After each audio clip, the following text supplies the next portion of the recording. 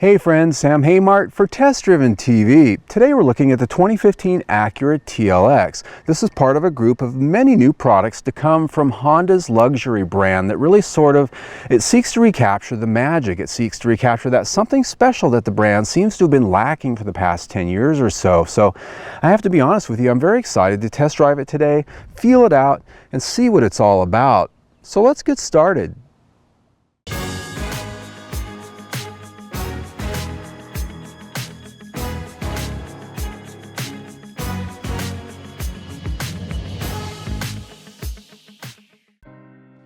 With all new styling, this may be the most handsome looking TLX to date, though it is still mild-mannered compared to some of its competitors.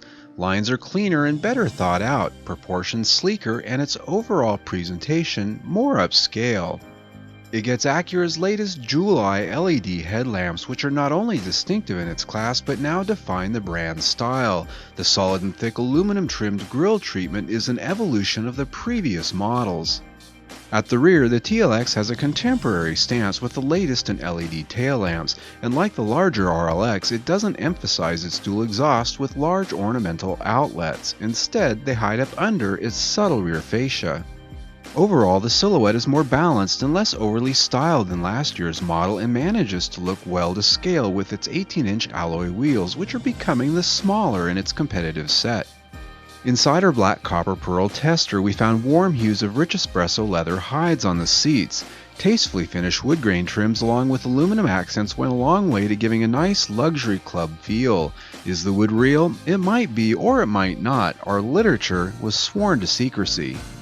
But as equipped, ours featured heated and ventilated front power seats, which were a nice balance of firm and supportive for both aggressive driving and long freeway stints.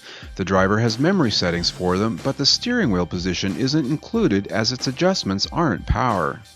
On the steering wheel was a dense packaging of several controls as well as quality-feeling paddle shifters. The overall dash design I thought was well laid out and pleasing to the eye. Fit and finish both were remarkable as Acura has been known for, and during our week, not a rattle, squeak, or creak could be heard. Looking at the center stack, you'll find not one, but two large screens. One's for viewing, the other a touchscreen for a myriad of controls from audio to navigation and HVAC to various settings for the car. Learning its complexities took some time and effort, but I got it down and liked it. Liked more was the quality from its ELS sound system, which was quite impressive. With 10 speakers, a subwoofer, and Dolby 5.1 surround, it was just a treat to put on my favorite music and just drive anywhere to listen to it. Rear seat passengers will enjoy plenty of space to stretch with a comfortable seating position. There's a center fold-down armrest and HVAC vents mounted at the rear of the center console. They can also fold in a 60-40 split for increased cargo storage. The trunk itself is quite sizable as well and lined with an above-average quality of trims.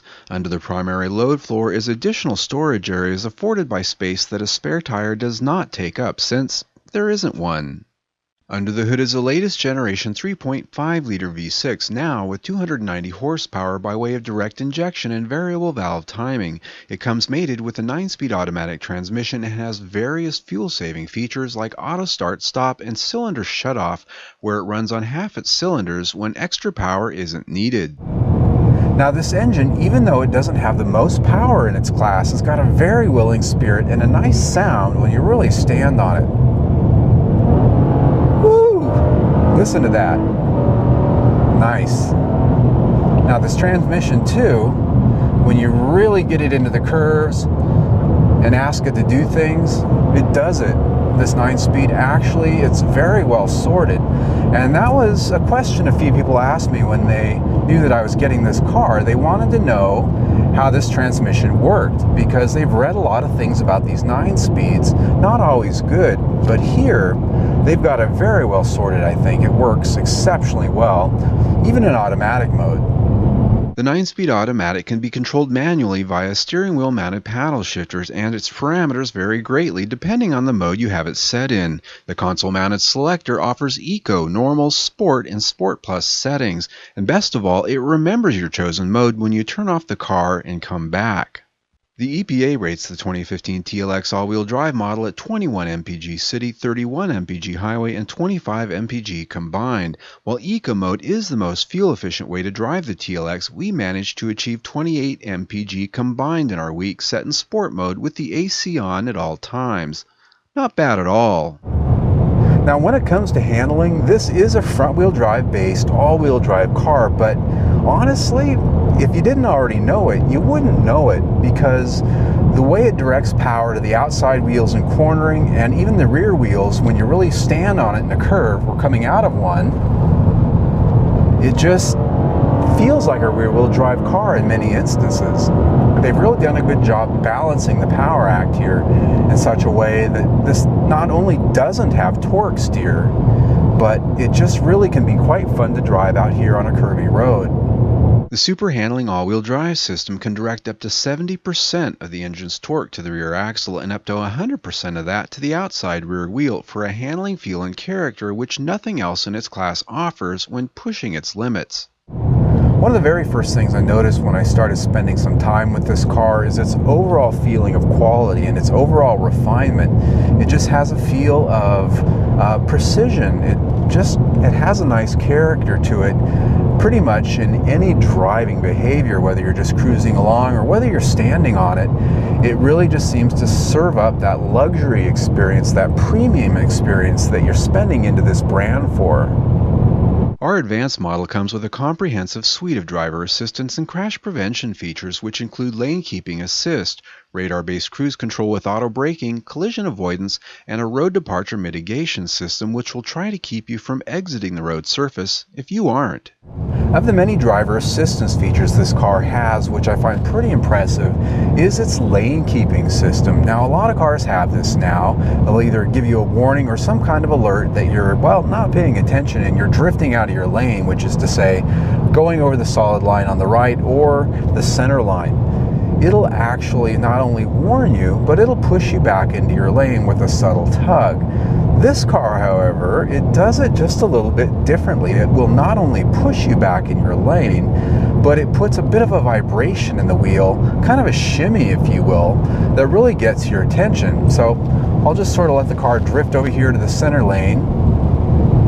See that shake in the wheel? It's pushing me back, but it's also shaking that wheel a little bit, so it really gets your attention. Now, I'll point out, I'm out here on a deserted highway. There's nobody else here, so relax. In addition to the several sophisticated crash prevention systems, the Acura TLX offers a top-performing safety structure, earning a Top Safety Pick Plus honor from the IIHS. It achieved good ratings in their tests, along with an acceptable rating for the small overlap crash test. Wrapping it up for the TLX, I gotta tell you, when I first got this car, I had very high expectations. I wanted to be impressed. And honestly, that's never a good thing, because more often than not, when I walk into a test drive with that frame of mind, I'm usually let down. And well, I wasn't here, I'm very glad to say.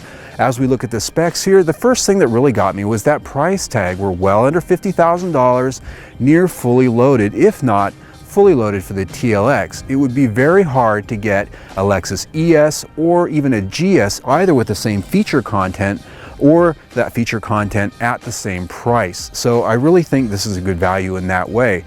Fuel economy, 28 mpg for the week. That is a combined average. Not bad for a V6 all-wheel drive sedan.